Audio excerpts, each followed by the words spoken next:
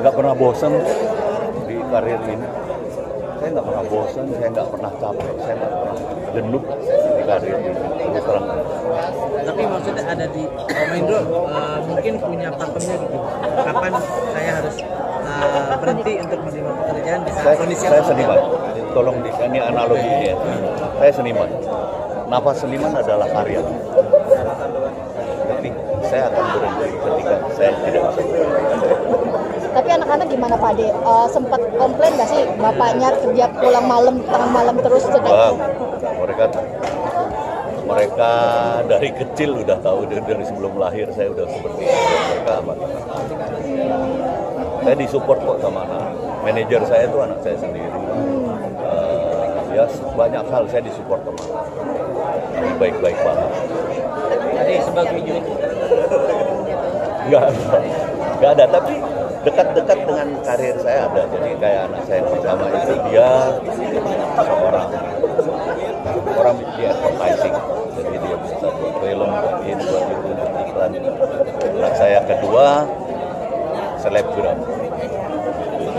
Ya, anak saya ketiga dia main band, dia ini, dan dia orang yang sekolah di sinematografi dan broadcast.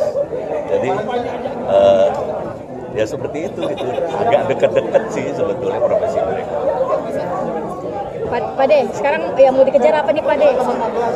Mau yang dikejar sekarang buat seorang Indro Warkop apa sih Pak De? Keinginannya? Saya dari dulu saya nggak punya apa ya. Saya nggak pernah punya obsesi. Bahkan cita-cita saya aja udah lain dari waktu kecil. Yang saya ingin kejar adalah konsistensi saya di karir saya. Sebagai bentuk rasa terima kasih saya kepada karir saya.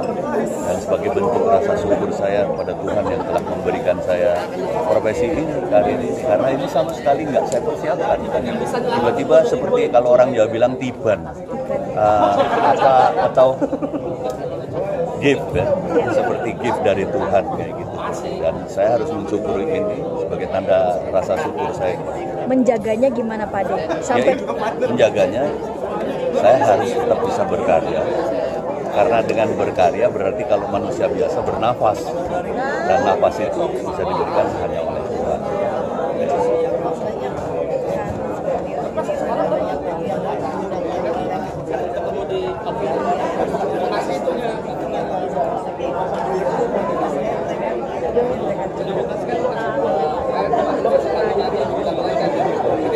Ya itu yang saya katakan tadi.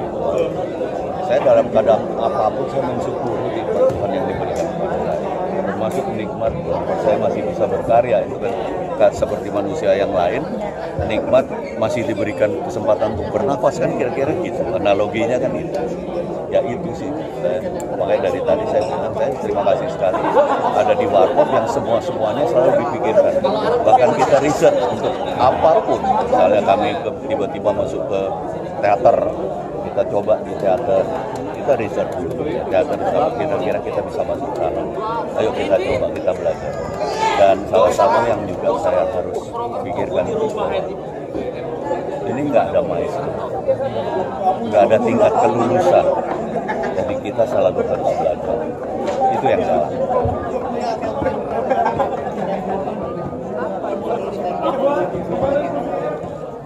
Ya itu yang harus saya syukuri. Salah satunya misalnya ketika aku tuh dari dulu ngomong suka kasar-kasaran gitu ya. Kalau melihat fans gitu. Tiba-tiba dulu kan belum ada handphone ya. Jadi selalu mereka minta tanda tangan. Ada di kaos, ada yang merasa di pipi juga. Jadi kita selalu bawa spidol.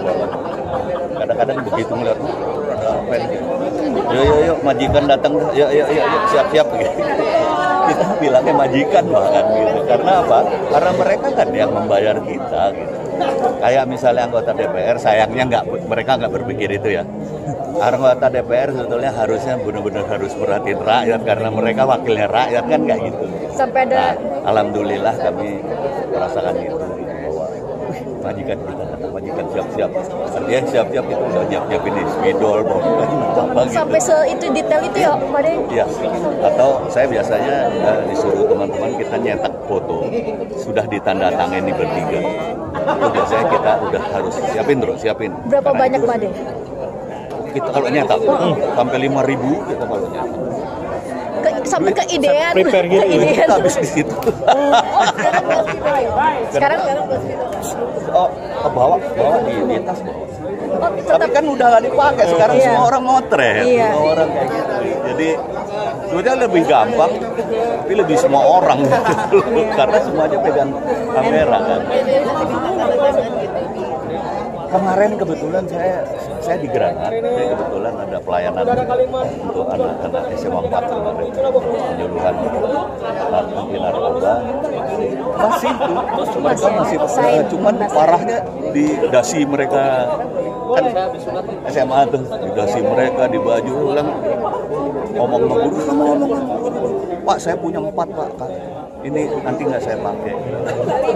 Oke kalau boleh sama guru, saya pakai, tapi kalau nggak.